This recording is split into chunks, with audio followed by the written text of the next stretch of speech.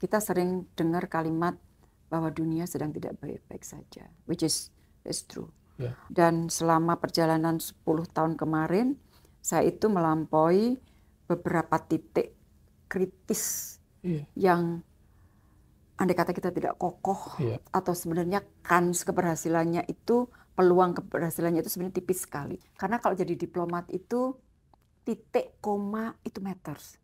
Setiap kalimat itu ada nilainya sendiri-sendiri. Kalimat yang keras, kalimat yang sedang, kalimat yang ini. Jadi itu betul-betul main kata.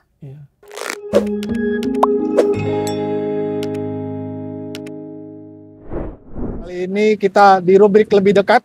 Kita sudah berada di kantor narasumber kita, figur penting di Republik ini yang akan jadi pembicara di podcast Suara Anti Korupsi rubrik lebih dekat. Banyak hal yang akan kita bicarakan, terutama tentang personal beliau, karir beliau, dan tentang anti korupsi. Mari kita ke ruangannya, lantainya cukup tinggi. Nanti kita masuk ke ruangan beliau, kawan anti korupsi. Sedikit lagi kita sampai di lantai 10, kantor representatif PBB di Jakarta. Kita akan bertemu dengan figur yang luar biasa pada hari ini. Kita berada di lantai 10, kantor representasi PBB di Jakarta. Assalamualaikum Ibu. Siang, waalaikumsalam. Selamat siang. Datang. Hari ini, siang ini kami dari KPK berkenan bertamu ke kantor. Terima kasih. Mantan Menteri Luar Negeri Republik Indonesia selama 1 dekade.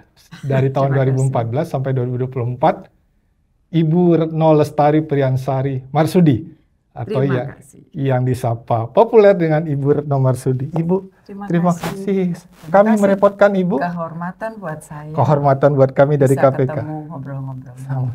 Terima kasih Ibu. Sekali lagi selamat datang. Terima kasih Ibu. Terima kasih. Ya, monggo silakan. Terima kasih Ibu. Mari kita masuk ke kantor Ibu. Kawan anti korupsi, kita bertemu lagi di podcast Suara Anti Korupsi rubrik lebih dekat. Kali ini KPK lebih dekat dengan salah satu figur penting di Republik ini, salah satu sosok yang sangat inspiratif, mantan Menteri Luar Negeri Republik Indonesia selama 1 dekade ini, periode 2014 sampai 2024, Ibu Retno Lestari Priyansari Marsudi, yang populer disapa sebagai Ibu Retno Marsudi. Terima kasih Ibu Retno. Terima kasih, kehormatan sekali lagi bisa ketemu langsung. Kami yang bangga sekali bertemu dengan Ibu. Biasanya sehat, saya, Alhamdulillah sehat. Biasanya kami Bu, itu nonton Ibu di TV, lihat Ibu gitu, apalagi baca buku Ibu, sosoknya sangat inspiratif. Terima kasih. Nah kami hari ini, para penonton podcast ini, ingin bincang-bincang juga dengan Ibu, bagaimana ceritanya Ibu sejak kecil tumbuh di Semarang Bu ya? Di Semarang, kemudian berkuliah di Jogja, itu bisa memilih karir sebagai diplomat, kemudian tumbuh di keluarga di Semarang, itu bagaimana dulunya Ibu?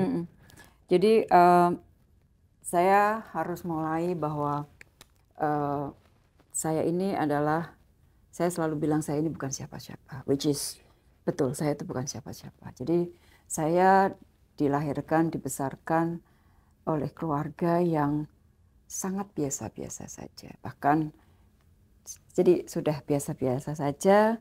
Kita pernah juga mengalami naik turun. Pada saat turun, itu cerita dari ibu saya sendiri waktu itu sebenarnya sudah lupa. Tapi ibu saya pernah menceritakan kepada kami bahwa di satu titik pada saat keluarga itu turun, kita itu cuman bisa makan nasi sama parutan kelapa, sama garam. Jadi itu di titik di mana kita turun. Kita waktu itu ibu saya bilang, kamu semuanya masih kecil-kecil tapi kamu mungkin gak ingat. Tapi cerita itu memang sengaja diceritakan oleh ibu saya agar anak-anaknya paham bahwa hidup itu tidak selalu enak. Ada naik turun dan sebagainya. Dan justru karena banyak sekali pasang surut yang harus kita lalui, mungkin menjadikan kita menjadi manusia yang lebih kokoh ya. Terus dari situ kemudian saya memang dididik mandiri sekali. Iya. Keluarga saya keluarga yang sangat demokratis. Kalau kita lihat extended family, hampir semua perempuannya itu berkarya di luar. Dalam artian mencari nafkah di luar, sehingga isu anak perempuan, anak laki-laki itu tidak menjadi isu di keluarga kami. Semuanya betul-betul di-treat sama. Nah, karena saya anak paling besar, biasa kan kalau anak paling besar itu orang tua pasti didiknya lebih keras daripada anak setelah-setelahnya. Dan saya dididik sangat disiplin oleh ibu saya. Jadi ibu saya itu figur yang sangat disiplin, semuanya direncanakan, dan prioritas ibu saya selalu masalah pendidikan. Jadi ibu saya mengatakan bahwa dengan pendidikan itu nasib manusia bisa diubah. Nah, karena didikan itu dan karena situasi keluarga yang sangat biasa-biasa, sehingga saya itu pengen gimana ya aku bisa menjadi seseorang, menjadi somebody dari keluarga yang nobody. Kalau keluarga somebody kemudian menjadi somebody, itu kan biasa. Mungkin fasilitasnya banyak dan sebagainya. Tapi saya harus berjuang. Nah, sejak SMA memang saya tuh pengen jadi diplomat. Dari SMA? Dari SMA. Jadi sebenarnya cita-cita saya itu mulai saya rancang sejak saya SMA. Kalau SMA itu kan kesadarannya sudah lumayan penuh ya. Sudah bisa merencanakan sesuatu. Kalau SMP mungkin masih main sana dan sebagainya. Jadi SMA saya sudah mulai pengen jadi diplomat. Sebenarnya awalnya sih simple aja. Nonton TV, terus melihat, kalau saya dari dulu memang sukanya mengamati dunia dalam berita. Iya, jam waktu 1 itu, malam. Enggak, Jam 9, ulangi, jam 21 9. di TVRI. Itu TV-nya cuma TVRI, jadi jam 9 itu selalu, dan saya pernah di masa kecil nonton TV pun itu ke tetangga loh. Wah. Karena kan tidak semua keluarga dulu punya TV, keluarga saya nggak punya TV. Jadi kita nontonnya ada tetangga yang punya TV, dan kita menyesuaikan. Boleh nonton jam berapa? Kita ngumpul, anak-anak kecil ngumpul nonton, habis itu terus kemudian pulang ke rumah. Jadi dari dunia dalam berita itu saya melihat kayaknya jadi diplomat asik juga ya. Asiknya dari anak yang apa ya, kan untuk ke Jakarta pun buat saya waktu itu mahal banget. Jadi saya itu masuk ke Jakarta menjadi, waktu diterima Kemlu itu adalah perjalanan saya ke Jakarta yang kedua.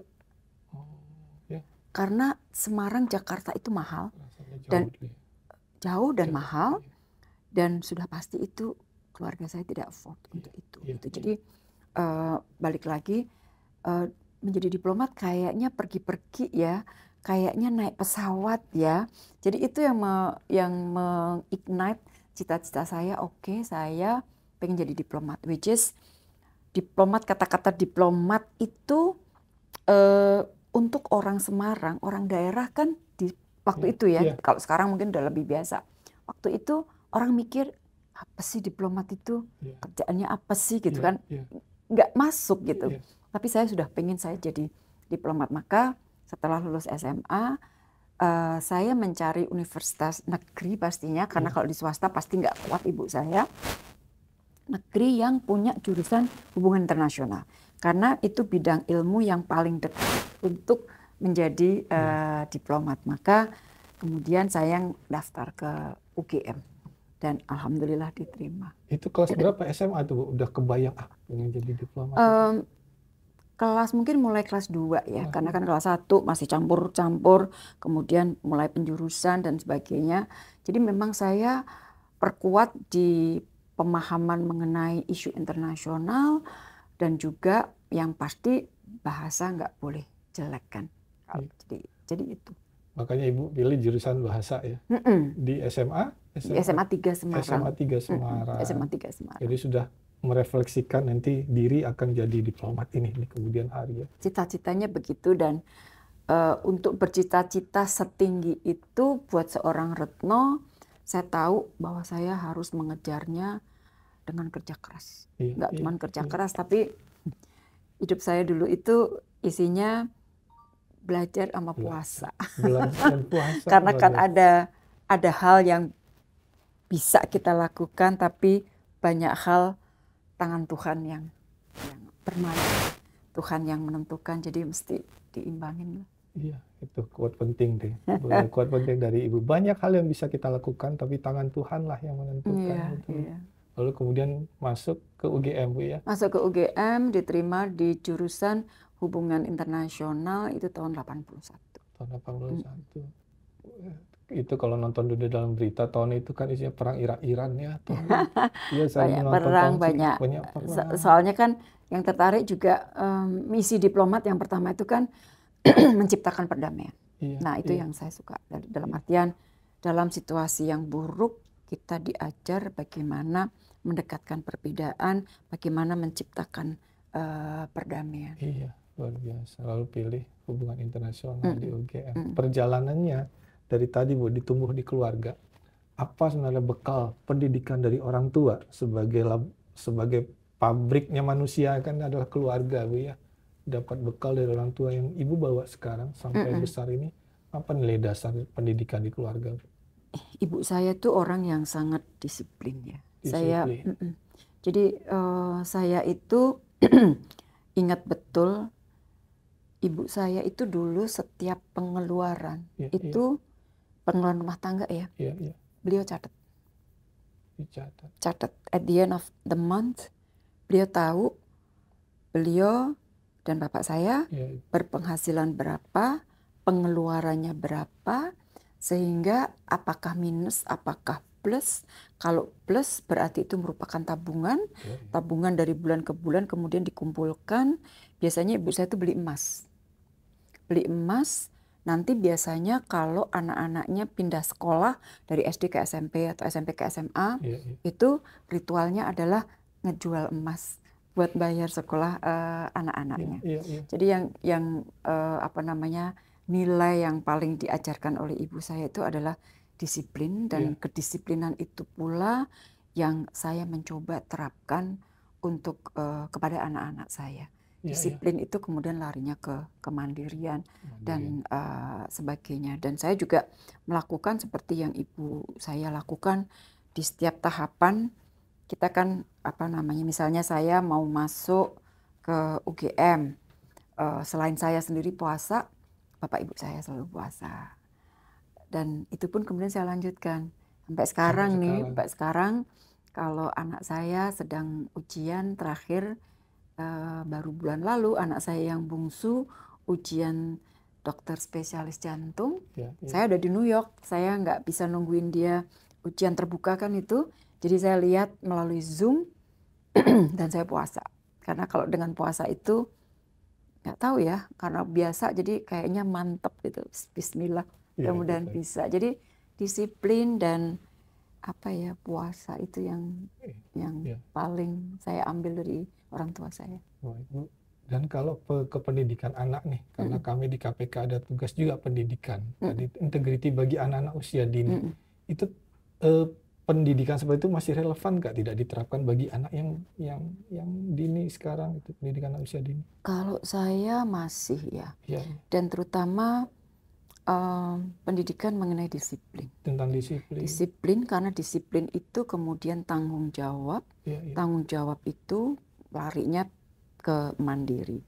Jadi saya kan ibu yang tidak bisa tinggal di rumah 24 jam. Karena saya berprofesi di luar rumah. Maka saya didik anak-anak saya dari awal bahwa kamu harus bisa berdiri di atas kaki kamu sendiri. Masa depan kamu bukan ditentukan oleh mami atau bapak. Mereka memanggil saya mami, tapi memanggil bapaknya tetap bapak. Jadi dulu bapak sama ibu, tapi karena mereka kecil sekolah di Australia, orang-orang Australia manggil ibunya mom, mami, mam. Mereka akhirnya ikutan manggil, tapi bapaknya tetap bapak. Jadi saya didik mereka dari kecil untuk mandiri. Anak saya 2 laki-laki. Pada saat yang gede, mereka selisih hampir 5 tahun.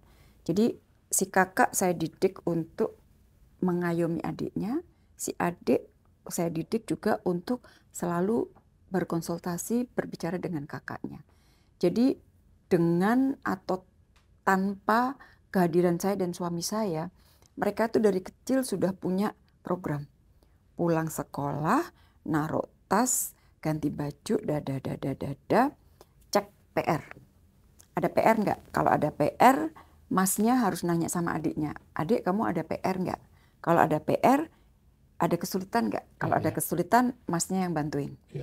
Adiknya udah selesai, masnya bikin mulai kerjain PR-nya. Begitu mereka selesai, di satu hari mereka punya waktu untuk nonton TV 1 jam. 1 jam mereka nonton TV, ya mereka nonton TV 1 jam. Begitu 1 jam matiin. Jadi dengan begitu mereka terbiasa untuk mengatur hidupnya. Dan saya selalu bilang bahwa kamu mau jadi apapun terserah, tapi semua itu harus melalui kerja keras. Dan ibarat ini selalu perumpamaan ini selalu saya sampaikan. Ibarat mau membangun rumah. Kalau kamu membeli batu bata yang baik, kamu mencampur semennya dengan baik, quality. Kamu susun dengan baik satu persatu, insya Allah kamu akan memiliki rumah yang kokoh. Tapi kalau kamu asal-asalan, naruh bata-batanya sembarangan, semennya disedikitkan, rumah jadi, tapi itu akan mudah rubuh. So it's up to you, kamu mau milih apa? Dan kamu milih apa itu dari sekarang harus kamu lakukan. Jadi itu yang antara lain saya sampaikan ke anak-anak saya. Kawan anti korupsi, pasti teman-teman yang menonton podcast ini penasaran. Setelah tadi Ibu Retno memilih karir sebagai diplomat di Kementerian Luar Negeri, dan para penonton podcast ini juga pasti banyak yang pekerja baru, ASN baru, ingin mendapatkan apa inspirasi dari seorang Bu Retno merintis karir jadi ASN di Kemenlu. Tantangannya sejak awal dari tadi yang bukan siapa-siapa menjadi diplomat baru di Kemenlu, seperti apa perjalanannya, Bu? Ya, jadi alhamdulillah saya ini beruntung sekali dalam artian Kemlu itu dalam sejarahnya belum pernah melakukan program yang namanya rekrutmen langsung, program IJON ya, bahasa gampangnya IJON. Tapi itu dilakukan di titik tahun sekitar 84-85 karena prosesnya kan perlu waktu 1 tahunan gitu. Jadi di titik itu Kemlu memutuskan untuk merekrut calon-calon diplomat baru langsung dari waktu itu 10 universitas negeri di seluruh Indonesia. Jadi Kemlunya yang datang ke kampus, kemudian mulai dari ketentuan IP-nya, terus kemudian dites, berkali-kali dites, akhirnya dapat dari Gajah Mada kalau nggak salah ada 7 orang yang diambil dari berbagai macam jurusan, tidak hanya dari Sospol HI, tapi juga ada dari ekonomi dan lain-lain, sehingga begitu saya lulus, saya diterima oleh Kemlu. Itu sebenarnya adalah mulainya budaya Kemlu yang baru untuk transparansi. Karena kan dulu saya kira terjadi di mana-mana ya, yang namanya KTBLC. Ada surat nitip saudaranya, nitip ponakannya, nitip siapa dan sebagainya. Nah, kalau budaya KTBLC itu diteruskan, pertanyaan orang seperti saya ini mau kemana? Saya nggak punya siapa-siapa. Dan pasti saya nggak akan bisa jadi diplomat. Makanya alhamdulillah di titik itu Kemlu memulai sebuah budaya baru, IJON. Maka orang-orang seperti saya seperti dibukakan pintu untuk masuk as long as kamu memenuhi kriteria yang diperlukan oleh Kemlu. Makanya dulu waktu pertama-tama setelah masuk, saya masuk ke Kemlu itu 86. Kita resminya sih 86, tapi prosesnya mulai 85. Nah, pada saat pertama-tama di Kemlu itu saya selalu kalau ketemu senior-senior yang ada di lift, pertanyaan mereka tuh, kamu anaknya siapa? Kamu anaknya siapa? Langsung ditanya gitu. Saya bilang, kalau saya ngomong bapak saya siapa, paling yang kenal RT. RW belum tentu kenal bapak saya. Orang bapak saya itu bukan siapa-siapa, gitu kan. Jadi disitulah sekali lagi Kemlu membuka sebuah budaya baru. Dan semakin ke sini, terutama pada saat Menteri Luar Negeri Hasan Wirayuda. Beliaulah yang memperkenalkan betul-betul open system, merit system, sehingga anak-anak muda saya waktu itu memiliki kesempatan untuk compete dengan yang lain. Maka akhirnya sekali lagi orang seperti saya bisa menjadi direktur di Kementerian Luar Negeri di usia saya 38 tahun. Yang pada saat itu belum zamannya. Belum zamannya. Jadi waktu itu orang kalau jadi direktur tuh pasti 50s lah, 50 tahunan gitu. Dan dengan sistem yang seperti itu saya menjadi duta besar pertama kali saya menjadi duta besar, dan waktu itu termuda untuk diplomat karir, saya dengan Pak Marty. Usia kami adalah 42 tahun. Saya sudah jadi duta besar. Nah, merit system yang baik ini yang kemudian kita upayakan untuk dipelihara sampai sekarang. Karena sekali lagi, what is behind that merit system? Kalau kita tidak menerapkan merit system, sistem yang terbuka seperti itu, sekali lagi, anak-anaknya rakyat seperti saya ini mau kemana? Jangan sampai ya hanya pejabat, anaknya pejabat dapat tempat, sementara anak rakyat tidak pernah memperoleh kesempatan untuk mengubah hidupnya. Jadi disitulah sebenarnya cikal bakal lahirnya sistem di Kemlu yang berdasarkan merit yang sangat terbuka. Luar biasa, luar biasa. Nah, selama perjalanan sebagai diplomat tadi banyak sekali tantangan, apalagi setelah jadi Menteri Luar Negeri selama 1 dekade, di mana kondisi tantangan negara kita di tengah kancah internasional luar biasa berat. Jadi memang 10 tahun kemarin itu dan saat ini juga situasi sebenarnya tidak membaik ya. Kita sering dengar kalimat bahwa dunia sedang tidak baik-baik saja, which is true.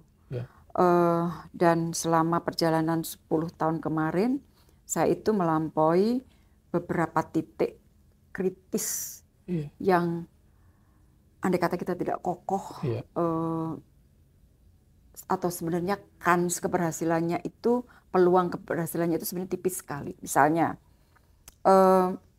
pada saat COVID, pada saat COVID itu kita tidak pernah memperkirakan bahwa dunia akan mengalami masalah seperti ini.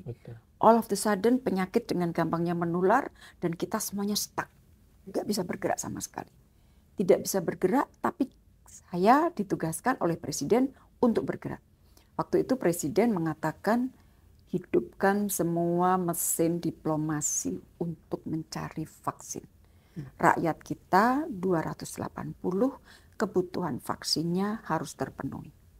Jadi waktu habis dipanggil Presiden bersama dengan Pak Erik, dengan Menteri Kesehatan juga, jadi begitu keluar istana tuh saya mikir, ya Allah, gimana ya caranya? Bingung gitu, gimana ya? Tapi akhirnya untungnya saya sudah menjadi Menteri Luar Negeri lebih dari 5 tahun di titik itu.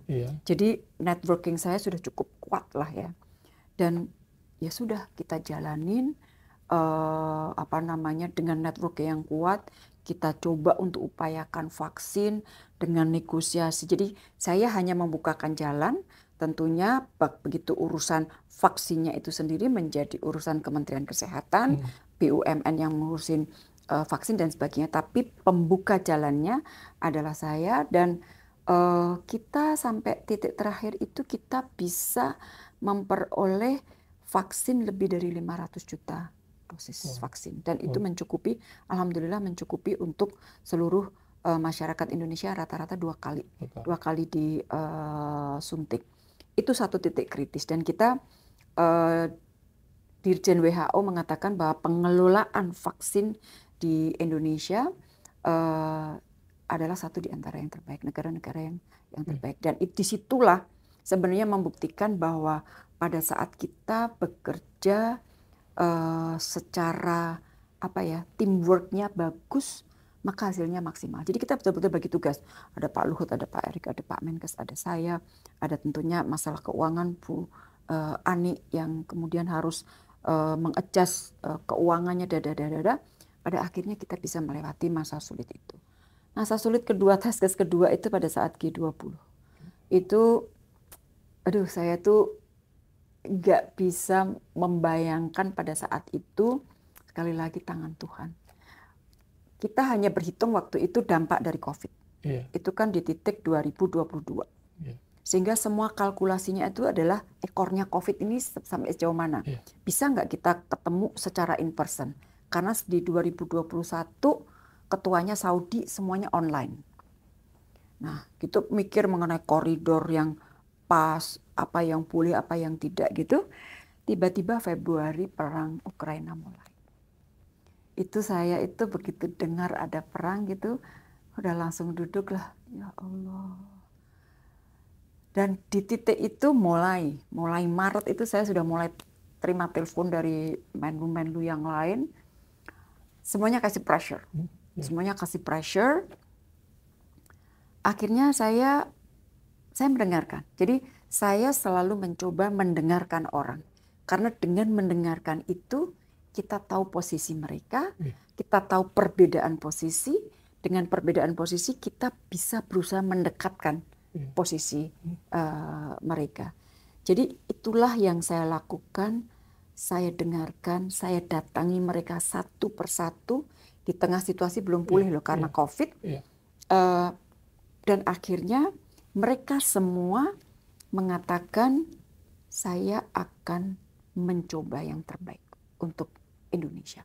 Karena kadang-kadang perkara duduk nih, ada yang bilang aku nggak mau duduk sama itu. Aku nggak mau bicara setelah itu. Jadi kita selain mikir substansi, posingnya ngurus kayak gitu, aku nggak mau salaman, ya udah, nggak mau salaman juga nggak apa-apa gitu. Dan akhirnya semuanya datang dan deklarasi G20 itu sudah hampir kolaps berkali-kali. Chief negotiator saya Indonesia, kebetulan teman satu angkatan di Kemlu, jago dia, itu udah beberapa kali ngomong karena temen mereka panggil nama kan, saya lebih suka panggil nama gitu kan. Dia udah bilang, Red, di level saya, di level negosiator kolaps, lo sekarang yang main. Jadi kalau dia udah bilang lo sekarang main, saya yang main.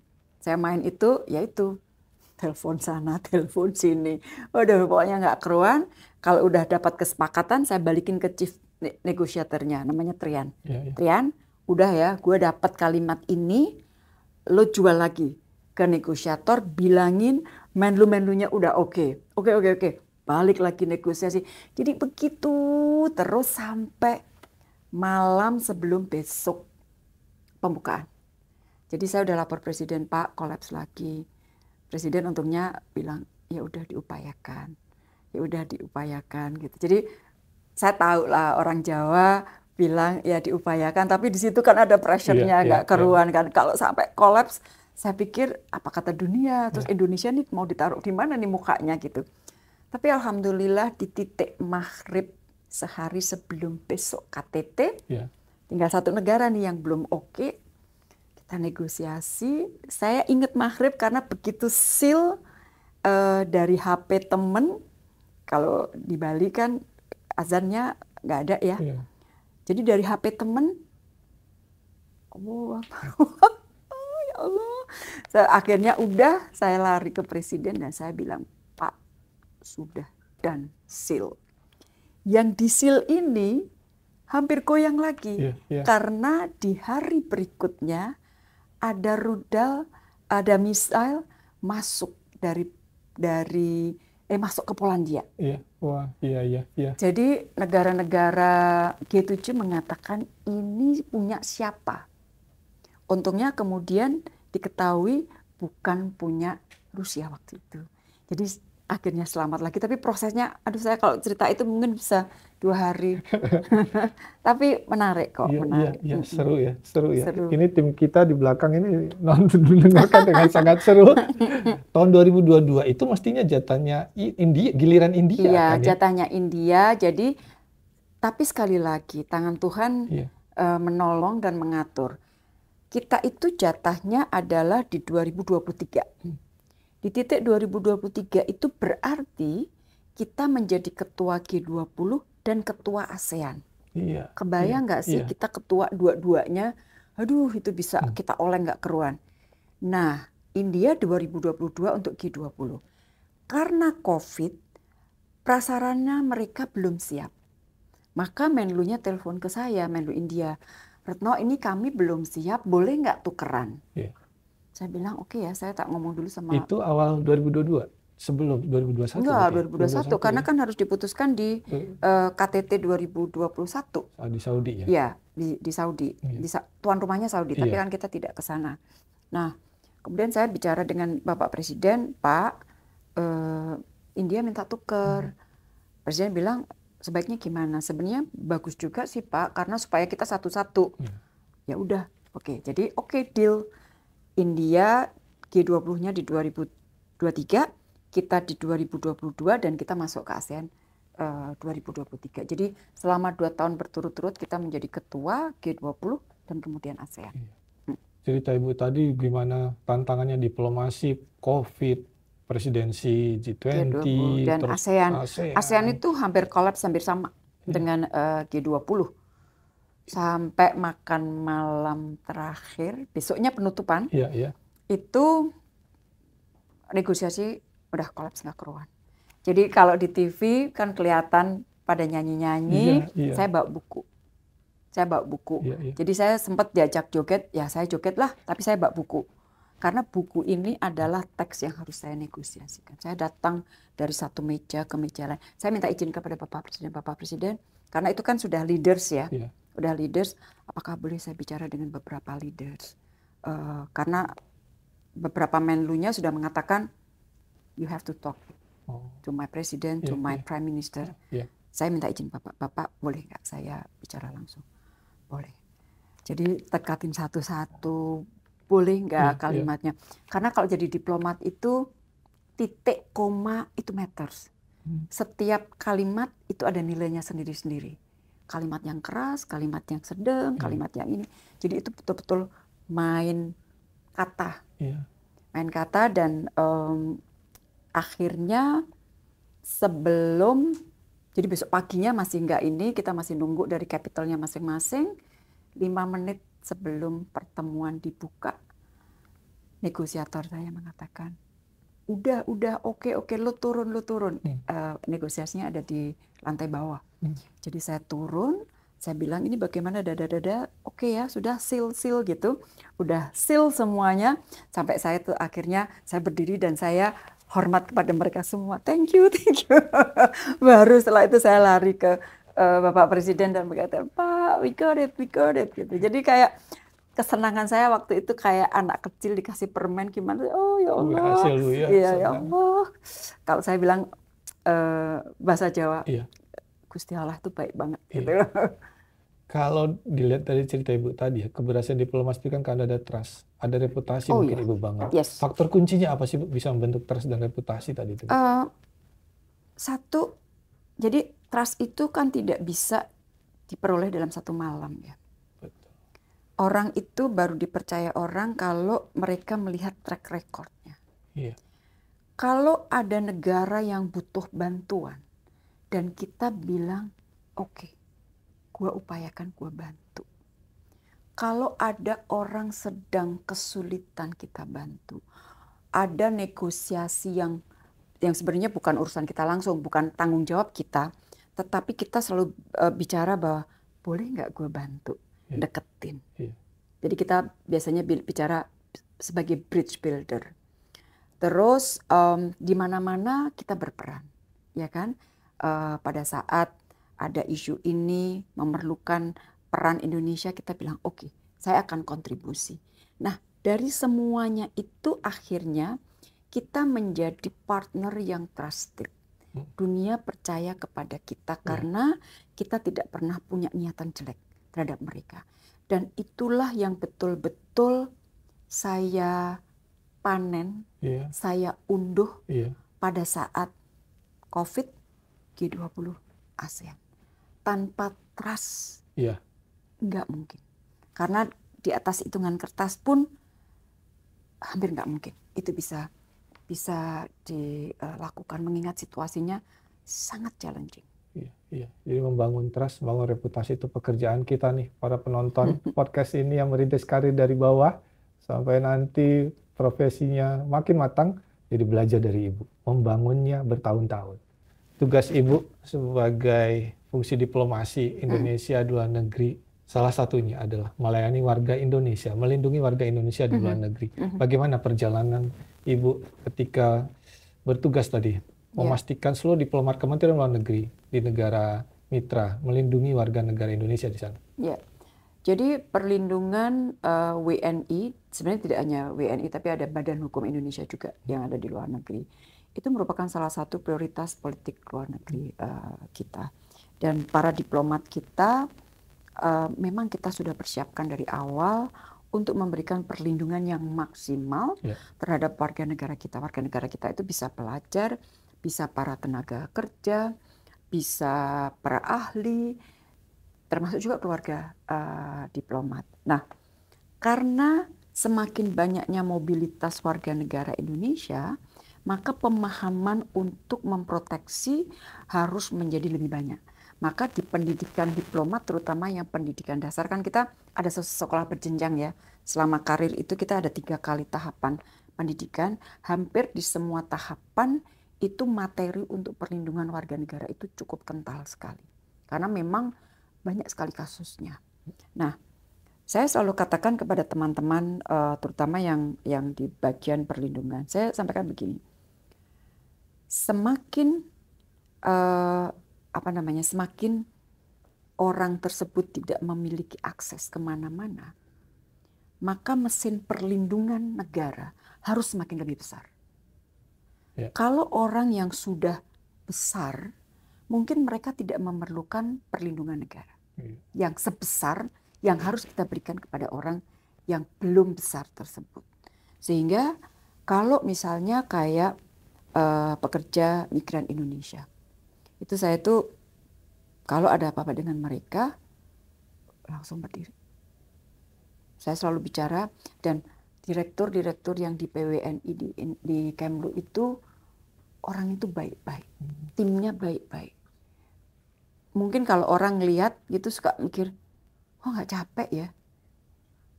Ya enggak, orang itu tugas. Dan saya sampaikan, tugas kita melindungi dan to some extent menyelamatkan nyawa mereka. Karena saya beberapa kali harus mengevakuasi warga negara Indonesia dari wilayah konflik.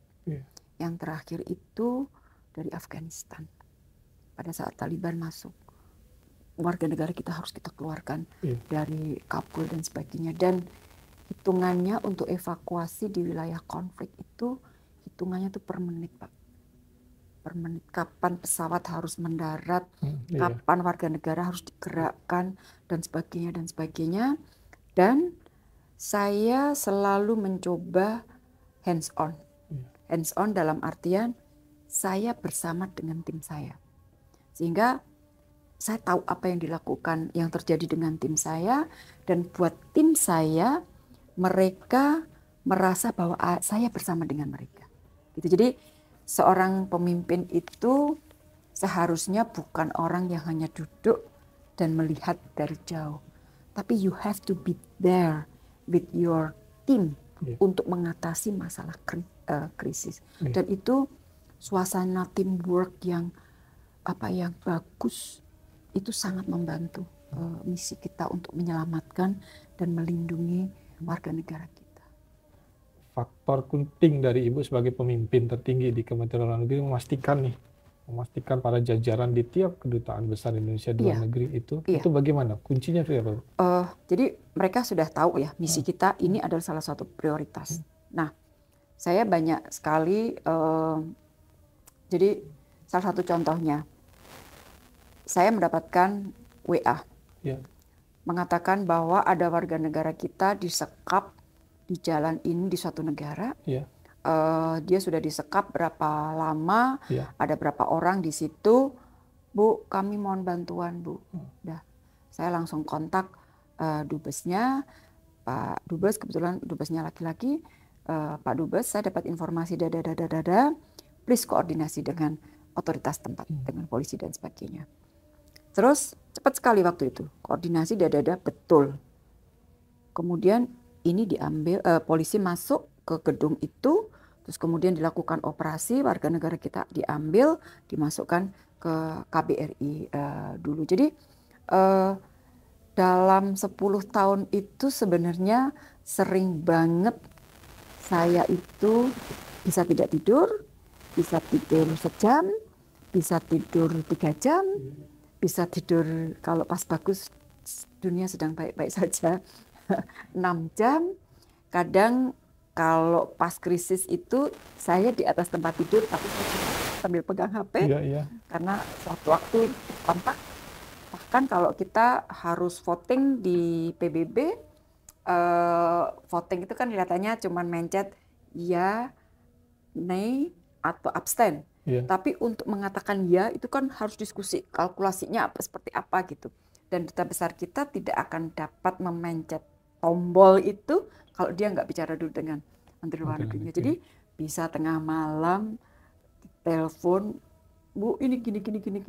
Jadi saya itu selama 10 tahun tidur, pena, buku, handphone di sebelah kanan saya.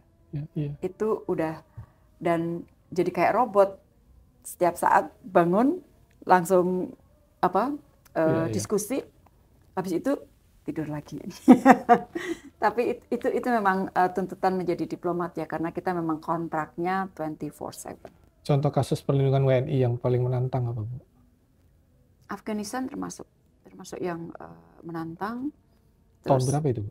Afghanistan itu 3 tahun yang lalu. 3 tahun yang lalu. Jadi itu kritisnya pesawat hanya boleh diizinkan mendarat di bandara 30 menit. Stay di sana untuk ngambil warga negara dan dia harus terbang. Karena pesawat yang mau ngambil antri. Dan waktu itu bandara masih dikuasai oleh tentara NATO. Tentara NATO, sementara di dalam kotaknya Kabul sudah Taliban. Jadi saya harus pertama ngumpulin dulu warga negara kita masuk ke KBRI. Yang kedua saya harus berkomunikasi dengan Taliban. Kebetulan saya berkomunikasi cukup baik dengan mereka karena sebelumnya saya juga aktif mencoba berkontribusi untuk perdamaian di Afghanistan. Jadi saya sudah berkomunikasi dengan mereka. Kemudian dengan NATO saya juga bicara banyak. Jadi membawa warga negara dari titik KBRI ke bandara itu tantangan terpisah. Kemudian sudah di bandara belum tentu bisa masuk ke tarmak. Itu tantangan yang kedua. Yang ketiga menghitung pesawat yang sudah disiagakan di Pakistan untuk landing dan ini bisa masuk, itu tantangan berikutnya. Karena sampai ada satu menteri luar negeri satu negara yang akhirnya dia harus mengundurkan diri karena dia tidak bisa memasukkan warga negaranya ke dalam pesawat. Pesawat sudah landing, warga negaranya nggak bisa dibawa ke bandara dan pesawat harus pulang. Jadi udah kalau kayak gitu tuh betul-betul nggak tidur sama sekali. Karena saya harus tahu perjalanan mereka per satu menit. Posisi ada di mana. Dan itu termasuk evakuasi kita, warga negara kita dari Wuhan, dari Cina waktu COVID itu mulai. Jadi itu tim dari Beijing, ada beberapa tim yang bisa berbahasa setempat, dan ya itu saya monitornya dengan mereka sampai di mana, dan itu kan mengkolek teman-teman WNI dari berbagai titik ya, dikolek bersama di satu titik, kemudian dijemput dan sebagainya. Jadi ya itulah, tapi I enjoyed it very much. Dalam artian kalau kita berhasil mengevakuasi mereka. Mereka sudah tiba selamat di Indonesia. Itu rasanya tuh rasa yang sangat bahagia gitu loh, bahwa kita bisa membantu orang lain. Iya. Kalau yang WNI yang terlibat masalah hukum di luar negeri misalnya itu. Iya, jadi kalau masalah hukum itu sifatnya adalah pendampingan hukum ya. Pendampingan hukum dalam artian bahwa kita harus pastikan warga negara kita memperoleh hak-haknya. Dalam artian begini, andai kata dia tidak bisa berbahasa Inggris, maka dia harus didampingi oleh penterjemah. Karena kalau tidak, dia dipaksa untuk tanda tangan sesuatu yang dia tidak pahami, itu kan bisa berabe. Jadi kita bukannya mengambil alih, katakanlah tindakan kriminal dari yang bersangkutan, tetapi kewajiban negara memberikan pendampingan hukum agar hak-haknya dia tidak dirugikan. Ibu, Indonesia sebagai salah satu negara yang meratifikasi UNCIC, Konvensi PBB untuk anti korupsi, di mana kita punya banyak pekerjaan untuk membangun pencegahan korupsi. Salah satunya dalam satu forum demokrasi Indo-Pasifik yang Ibu hadiri menyebutkan bahwa pencegahan dan pemberantasan korupsi itu tidak bisa sendirian. Nah, bagaimana pendapat Ibu? Jadi sebenarnya tantangan untuk pemberantasan korupsi itu tidak hanya dihadapi oleh satu negara. Hampir semua negara menghadapi tantangan ini, termasuk negara-negara yang sudah berdemokrasi matang. Nah, kalau saya melihat yang menjadi titik kunci dari upaya pemberantasan korupsi adalah sejauh mana law enforcement itu dijalankan.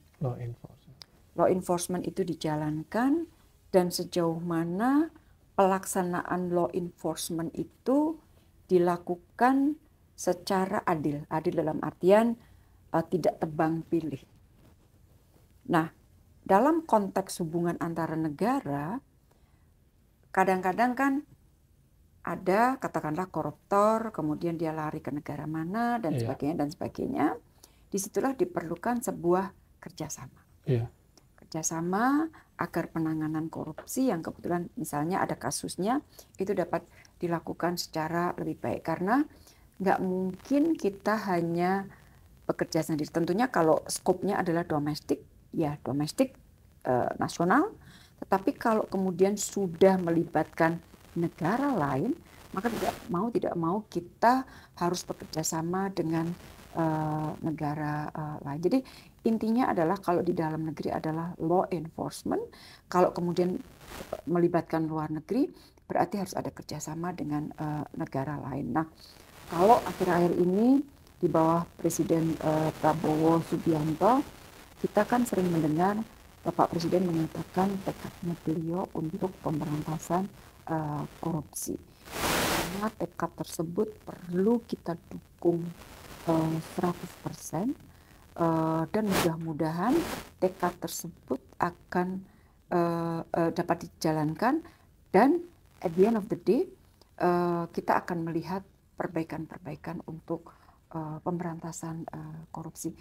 Nggak gampang, tapi ini adalah sesuatu yang dapat dijalankan.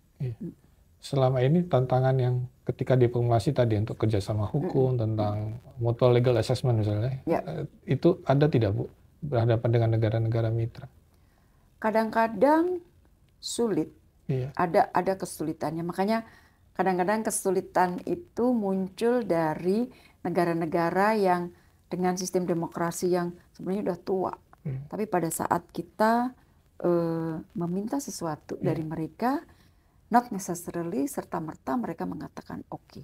Tapi at the end of the day, biasanya di dalam percakapan-percakapan berikutnya, mereka mau memberikan bantuan-bantuan yang kita perlukan. Tentunya ada proses untuk, misalnya untuk MLA, tahapan-tahapannya ada. Pada saat tahapan-tahapan itu kita sudah bisa berikan kepada mereka, biasanya mereka berikan. Kalau dibandingkan negara lain Bu ya, yang meratifikasi UNCIC juga Bu, sebenarnya posisi Indonesia bagaimana?